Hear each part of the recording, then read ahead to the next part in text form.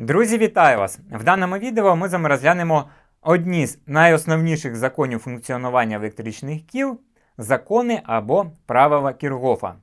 Разом з законами Ома, а також потужністю, вони використовуються при аналізі та розрахунках будь-яких електричних кіл. Тому ці закони або правила треба не тільки знати, але й розуміти та відчувати.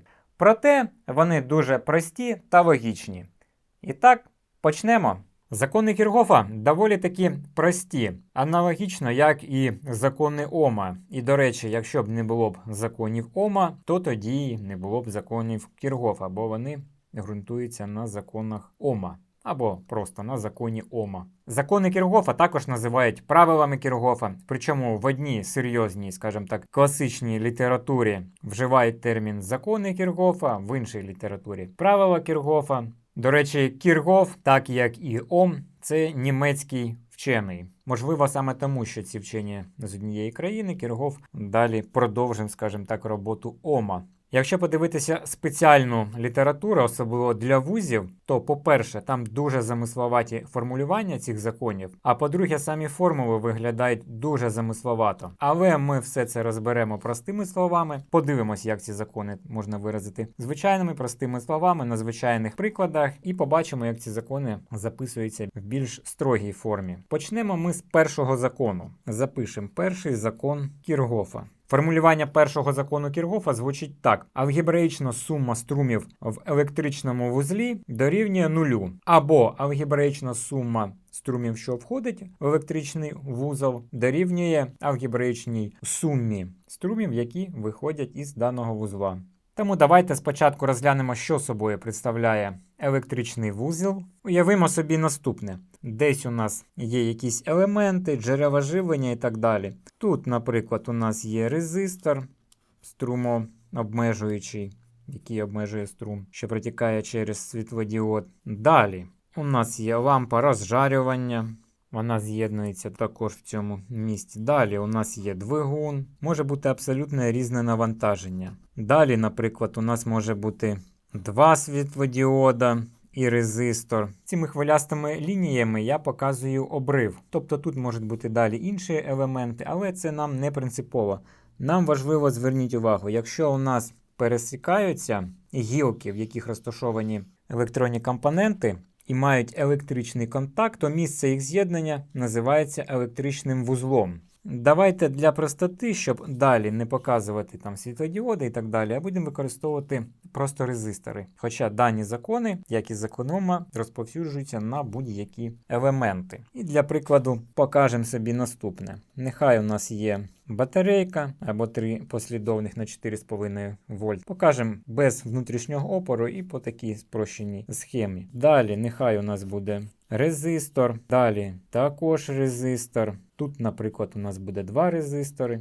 Ну і тут буде нехай також 1 резистор. І далі покажемо, що у нас коло замикається. Нехай це буде R1, це буде R2, цей резистор R3, цей резистор R4, цей резистор R5. І ми бачимо, так, у нас тут 2 крапки, тобто ми маємо 2 вузли. Давайте покажемо. Це у нас буде вузол, нехай вузол 1, так, а це вузол 2. Далі, які ще елементи електричного кола мають свої назви? Зверніть увагу, гілкою називається частина електричної схеми, ми можемо сказати, яка має послідовно з'єднані компоненти. І відповідно в гільці протікає струм однієї тієї ж самої величини. Це у нас буде гілка, це гілка, це гілка. І ось це у нас також буде гілка. Вона складається із резистора R1 і джерела, давайте покажемо, РС Е1. Ця гілка у нас складається лише з резистора R4, ця лише з R5, ну а ця з R2 і R3.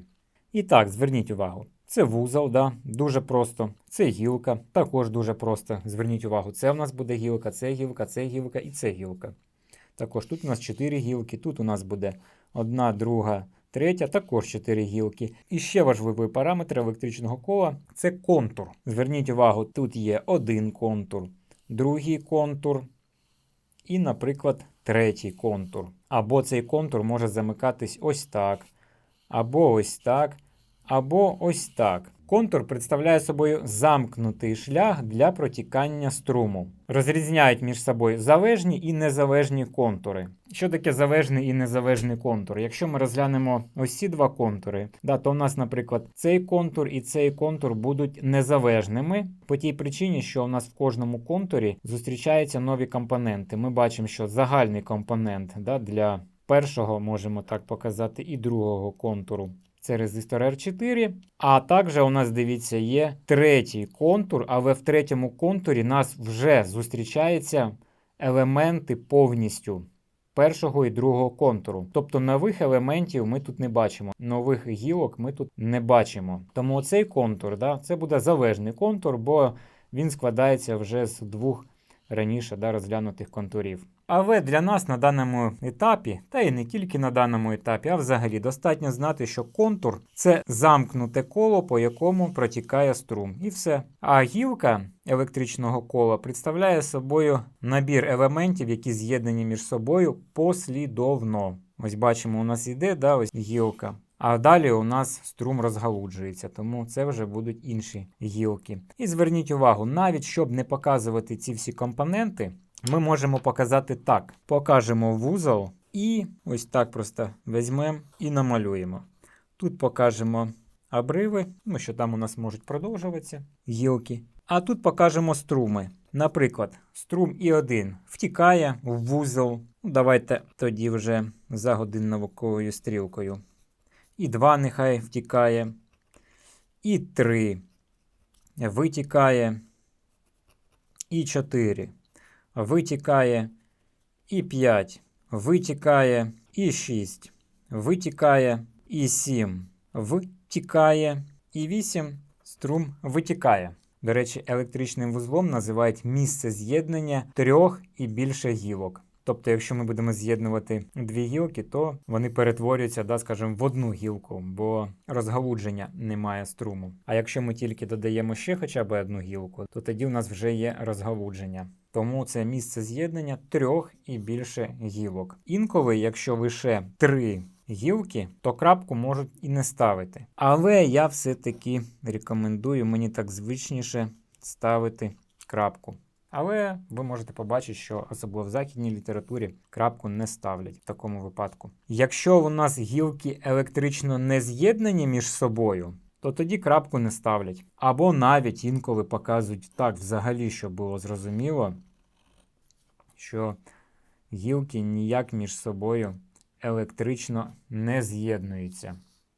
Таким чином, згідно першого закону Кірхофа, ми можемо записати вираз для цих струмів. Прийнято, що струми, які направлені до вузла, мають знак плюс, тобто додатніми рахуються, а ті, що виходять з вузла, мають знак мінус. Але це не принципово. Ми можемо і навпаки зробити, але треба тоді це все міняти, напрямок для всіх струмів. Тобто ми можемо прийняти навпаки, що струм, який входить, буде зі знаком мінус, а що виходить зі знаком плюс. Це ніяк не повпливає ні на розрахунки, ні на що. Давайте запишемо тоді наступним чином. Будемо писати так. І1 цей струм, він зі знаком плюс, І2 у нас теж йде до вузла. Запишемо плюс І2.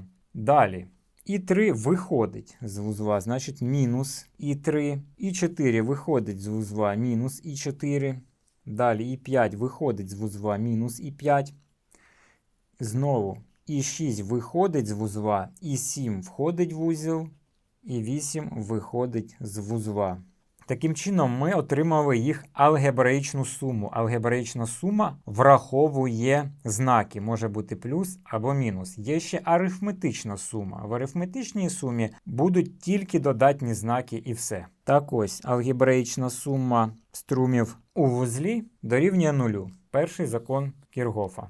Тепер, якщо ми струми зі знаком мінус перенесемо за знак дорівнює, ми отримуємо І1 плюс І2 залишаємо, І7 у нас також з плюсом залишаємо, дорівнює. Якщо ми переносимо числа зі знаком мінус за знак дорівнює, вони змінюють свій знак на протилежний. Значить буде І3 плюс І4 плюс І5 плюс І6 і плюс І8. Таким чином, ми записали вираз згідно першому закону Кірхофа. які, ще раз повторимо, як звучить алгебраїчна сума струмів у вузлі електричного кола дорівнює нулю. Або сума струмів, що входить в вузол, дорівнює сумі струмів, що виходить із вузла.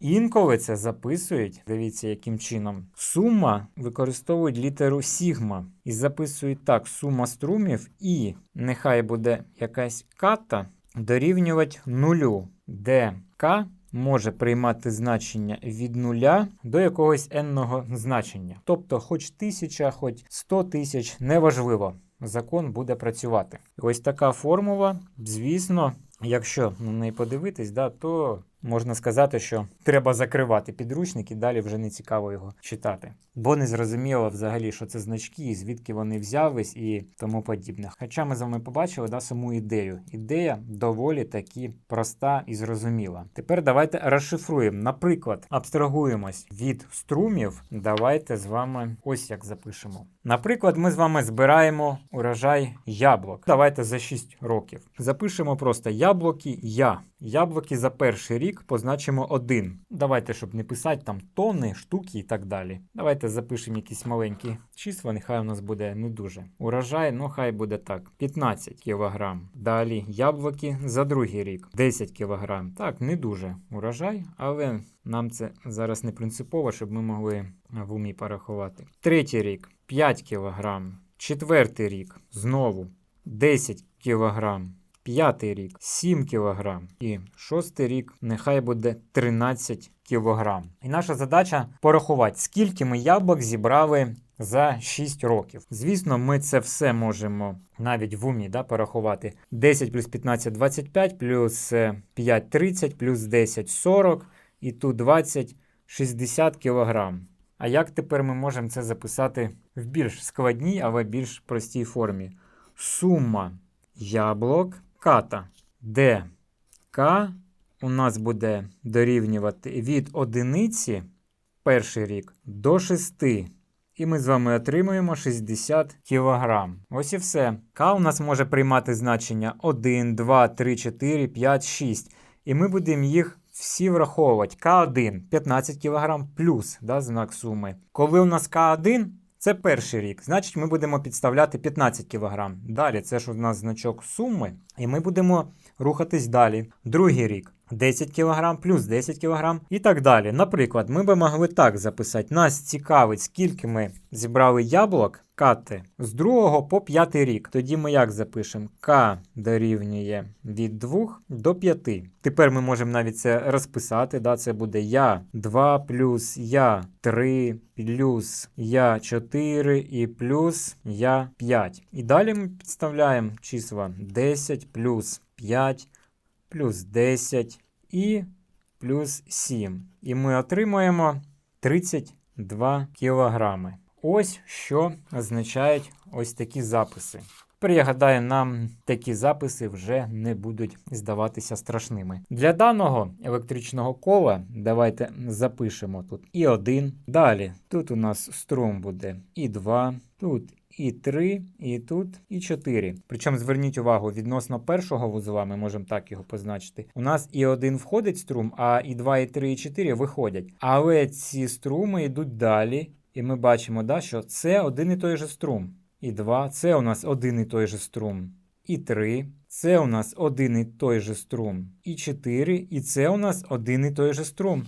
Це одна і та ж гілка. Буде і 1. Тут у нас струм, з додатнім значенням, ми його згідно закону Кіргофа першого будемо додавати, а тут він вже буде від'ємний. Як ми бачимо, тут нічого такого складного нема. Все доволі логічно. І логіка тут заключається в тому, що частина струму не може ніде просто взяти і загубитись. Все, що прийшло до вузла, все вийде з вузла. До речі, цей закон ще називається законом збереження зарядів. Заряди не можуть накопичуватися у вузлі. Все, що прийшло до вузла, всі заряди, вони всі і вийшли. Все доволі просто. Але якщо подивитись такий вираз, то на перший погляд може здатися непросто. Тепер давайте з вами виконаємо якийсь дослід. Давайте зберемо простішу схему, щоб не додавати багато компонентів, бо все це буде працювати Аналогічно. Ось так зараз з вами вчинимо. Я взяв просто резистори,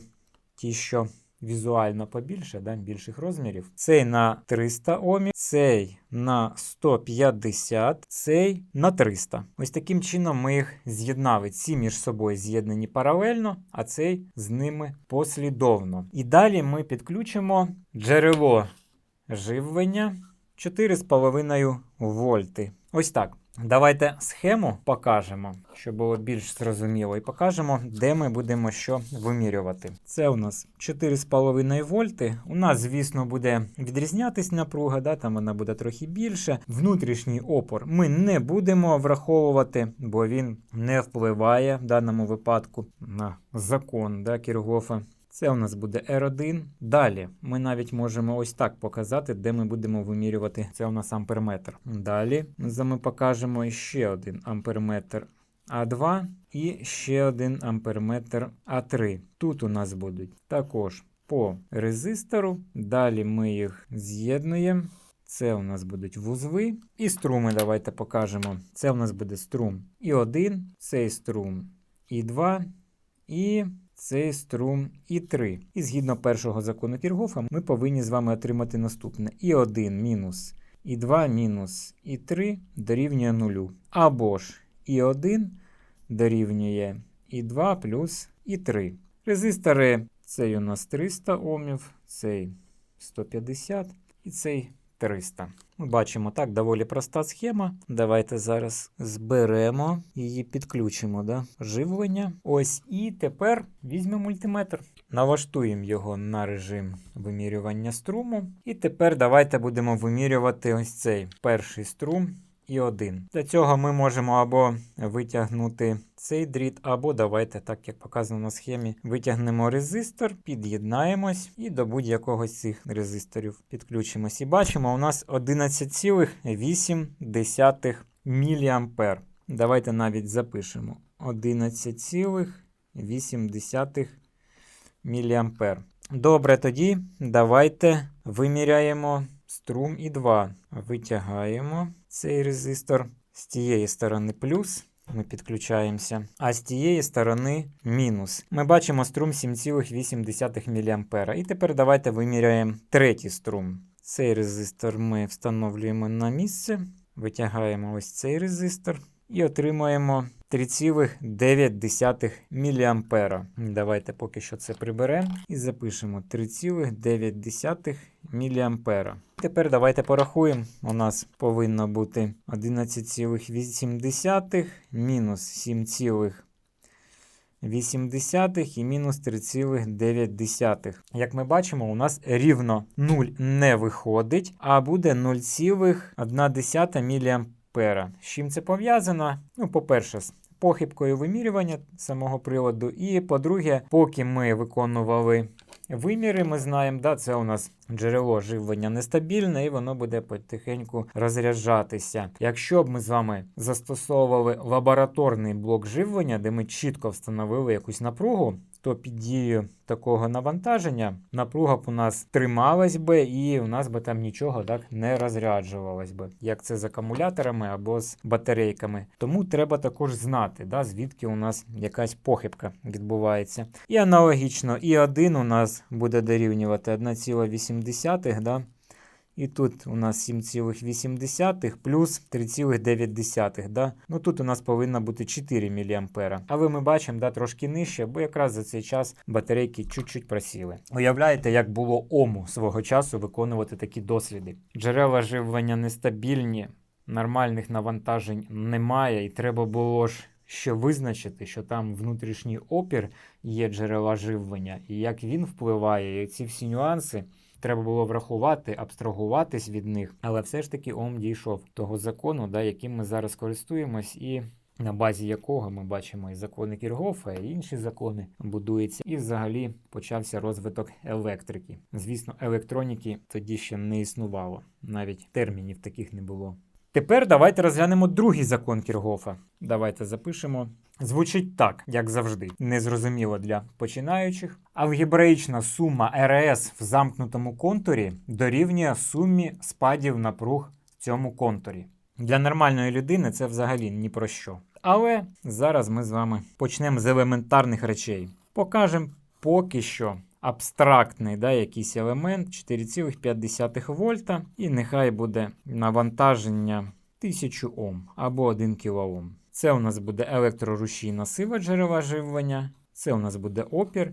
Звісно, у нас коло замкнене і в ньому протікає струм. І самий простий приклад другого закону Кіргофа, він і нам каже, що алгебраїчна сума ЕДС, бо таких ЕДС може бути декілька, а у нас поки що одна. Тому ми покажемо ЕДС дорівнює сумі спадів напруг. А у нас тут один резистор, і значить у нас буде тільки один спад напруги. А спад напруги у нас дорівнює І на R або УР, падіння напруги на резисторі.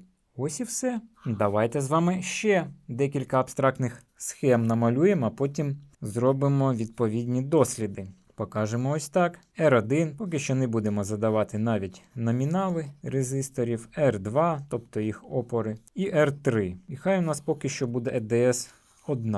Ми бачимо, що знову контур у нас замкнений, протікає в одному і такому ж контурі, якщо нема розгалуджень, струм однієї тієї ж самої величини. EDS. Навіть також не будемо показувати значення. Знову, що ми з вами отримуємо? EDS буде дорівнювати І струм на R1 плюс І на R2 плюс І на R3. Тут у нас буде, спад напруги, тут спад напруги і тут спад напруги. Або ми можемо записати так: у R1 плюс у R2 і плюс у R3, спади напруг. Ось у нас є EDS, а це спади напруг. Ось і все. Знову тут присутня логіка. У нас є напруга, якась, або РС, і частина цієї РС, вона нікуди не може подітися. Ось, якщо ми так будемо робити. R внутрішнє ми можемо не враховувати, бо воно вже буде враховуватись на цих затискачах. Тому тут логіка проста, що частина напруги вона не може ніде пропасти в контурі. Якщо у нас тут 10 вольт, або давайте скажемо 12 вольт, і у нас 3 однакових опори, то тоді у нас ці 12 вольт однаково розділяться між опорами. 4, 4 і 4 вольти. І все. У нас так не вийде, що тут 2 вольти, 2 вольти, 2 вольти, 6 вольт, а тут 12. І де у нас тоді ще 6 вольт поділось? Тому зразу собі таку логіку помічаємо, що перший закон Кіргофа каже про те, що частинка струму, якщо так можна виразитись, але ми можемо як завгодно виражатись. Нам головне зрозуміти суть. По першому закону у нас частинка струму ніде не може втратитись. Все, що зайшло в вузол, все повинно вийти. Просто зайти могло з одним струмом, з однієї величини, а вийти, наприклад, 5 струмів. Тобто зайти може 5 ампер по одній гільці і, наприклад, 5 по 1 амперу вийти. В різних пропорціях може зайти, і в різних пропорціях струм може вийти, але він ніде не втратиться. А другий закон нам каже про те, що у нас напруга, частина напруги ніде не може втратитись. Все, що було подано на ці опори, все між ними розподілиться. Ось і все. А з точки зору запису, зараз ми запишемо, як це виглядає. Алгебраїчна сума РС дорівнює алгебраїчній сумі спадів напруг І на R. І знову ми сюди додамо індекси, бо у нас може бути декілька ЕДС, декілька струмів і декілька навантажень. Наприклад, хай це у нас буде К, тоді К у нас буде дорівнювати, а точніше, приймати значення від одиниці до якогось n-ного значення. Тобто у нас ЕДС може бути 1, і хоч сотня, хоч 1000 штук, все буде працювати однаково. Аналогічно і зі струмами. Але тут ми позначимо йод. Чому у нас ці літери будуть відрізнятись? А тому що К може приймати одне значення, у нас може бути 10 ЕДС, а от спадів напруг у нас буде 5, наприклад. Тому ми покажемо йод-йод, це ж спад напруг, ми б могли навіть так показати у йоти, могли б ось так показати. Могли іншу літеру сюди, будь-яку, хоч Z, хоч I, хоч A, хоч що завгодно. Але щоб вона відрізнялась від К, хоча в частному випадку може у нас співпадати, як в даному випадку. У нас одна ЕДС і один спад напруги. Але запишемо так. І йод у нас може приймати значення від одиниці до М. І все. Аналогічно, як на прикладі було з яблуками. Але якщо таку штуку побачити зразу, Я думаю, бажання вивчати електроніку і електротехніку відпадає. Хоча ідея, як ми бачимо, доволі проста. Більш того, якщо у нас буде декілька ЕДС, то зверніть увагу, ці ЕДС можуть з'єднуватись між собою, давайте покажемо окремо, або узгоджено, покажемо ось так, на прикладі двох. Хоча їх може бути 2 десятка, або й більше, EDS1 і EDS2. В цьому випадку, якщо в нас ця EDS була 12 вольт, а ця 4 вольти, то результуюча EDS у нас буде дорівнювати E1, тільки тут 2, да, буде E1 плюс Е2. Все аналогічно, до речі, як у нас з батарейками. Да? Тільки у нас тут 3 АДС. Ми їх 3 складаємо по 1,5 вольти. І тут ми отримуємо, звісно, 16 вольт. Якщо ми їх зустрічно включимо, мінусами або плюсами неважливо. Тобто або так, або ось так. То у нас тоді ЕДС будуть відніматися. ЕДС1 мінус EDS2. Якщо це у нас було 12 вольт, а ця у нас була 4 вольти, то ми тоді отримуємо 8 вольт. Ось і все. Якщо додасться у нас ще одна EDS, да, то ті EDS, які у нас мають один напрямок, будуть складатись між собою, а ті, що протилежний напрямок, будуть відніматись. Давайте з вами зараз вчинимо ось так. У нас 4,5 вольти є, да, і 3 вольти. І 3 резистори. Давайте ці 3 резистори ми тепер з'єднаємо послідовно. Ось так. У нас тоді виходить 300 Омів, 150, 300. Але для нас не принциповий опір. Для нас принципово зараз спад напруги і ЕДС. І тепер дивіться, як ми вчинимо з ЕДС. Нехай тут у нас буде плюс. Далі мінус. Давайте ми в шину мінуса поставимо. Далі. Ці 3 вольти ми можемо з вами підключити або узгоджено, або зустрічно. Якщо у нас мінус-плюс, ми бачимо, да, чергується, то тоді ми включили узгоджено. Напруга у нас або ЕДС буде додаватись. Давайте виміряємо. Візьмемо мультиметр, перемкнемо його в режим вимірювання напруги і давайте тоді виміряємо з вами загальну напругу, яка подається на ці резистори. Ми бачимо напруга 7,82 вольти. Давайте будемо тут записувати. Це у нас, правда, буде РС1 плюс РС2. 7,82 вольта. Далі будемо вимірювати спад напруги. Перший спад напруги на першому резисторі ми можемо записати так. УР1 дорівнює 3,13 вольта. Далі, спад напруги на другому резисторі. УР2 1,55 вольта. І спад напруги на третьому резисторі. УР3 3,12 вольта. Зверніть увагу, спад напруги на цих резисторах у нас приблизно однаковий, бо ці опори у нас однакові. Все згідно закону Ома. Струм у нас однієї тієї ж самої величини протікає, а падіння напруги залежить від опору. Оскільки опори однакові, струм однаковий, то і падіння напруги буде однакове. Тепер ми можемо порахувати, у нас ці 7,82 вольта повинна бути дорівнювати 3,13 плюс 1,55 і плюс 3,12. У нас виходить, звісно, знову з деякою похибкою 7,82 дорівнює 7,8. Але ми можемо сказати, да, що у нас ЕДС, сума ЕДС, буде дорівнювати сумі спаду напруг. Тепер давайте ми з вами навпаки ці два джерела живлення включимо зустрічно. Тобто мінус з мінусом. Давайте ось так. Ну а плюс тоді вже буде на резистор. Є. Тепер у нас напруга повинна бути менше, ніж 4,5 вольта. Вимірюємо напругу, бачимо 1,592 вольти. Ну, звісно, від 4,5 ми відняли 3 вольти. Будемо так записувати. 1,591 вже ми бачимо, да? Ось ми бачимо вже 1,59, бо батарейки розряджаються. Звідси, відповідно, у нас і похибка при вимірах. Спад напруги. Це у нас ЕДС 0,637 вольта. Це на першому резисторі. Далі на другому резисторі 0,315, 316, да, ну, спадає потроху напруга. І 0,635. Знову можемо переміряти напругу. І бачимо, вона ще трохи просіла. 89 вже тут. Але ми знаємо, головне, в чому причина. І тепер можемо порахувати знову. 1,59 дорівнює 0,637 плюс 0,315 і плюс 0,635. Ми бачимо, да, де у нас опори приблизно однакові.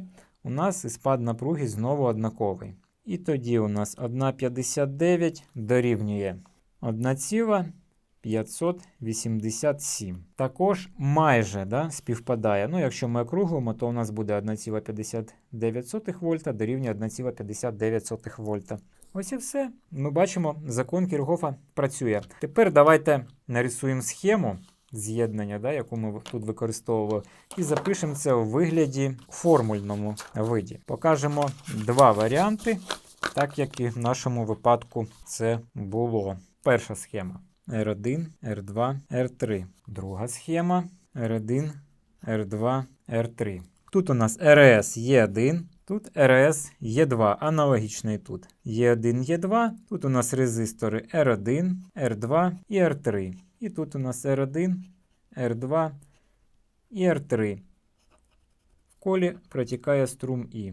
Аналогічно. Тепер для цієї схеми ми запишемо Е1 плюс Е2 дорівнює І на R1 плюс І на R2 і плюс І на R3. В цьому випадку у нас АДС направлені в різні сторони. Тоді у нас буде Е1 мінус Е2 і дорівнює І R1 плюс І R2 і плюс І R3. Якщо у нас контури протікає струм однієї тієї самої ж величини, то ми можемо його навіть винести за скобки. І тоді у нас буде Е1 плюс Е2 дорівнює. Струм ми можемо винести, а тут записати R1 плюс R2 і плюс R3. Аналогічно і тут Е1 мінус Е2 дорівнює І, а тут R1 плюс R2 і плюс R3. Ось і весь другий закон Кірхофа. Ну і перший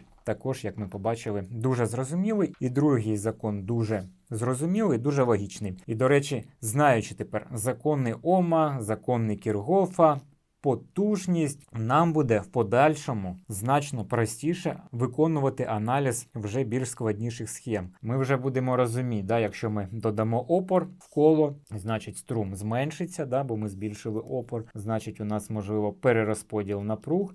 Якщо ЕДС у нас так включені або так, може бути декілька ЕДС, може бути тут ЕДС. Це я так намалював, да, щоб було, скажімо, більш наглядно. Але по мірі того, як ми десь будемо зіштовхуватись з якимись нюансами, ми їх окремо розглянемо. Так що до зустрічі в наступному відео.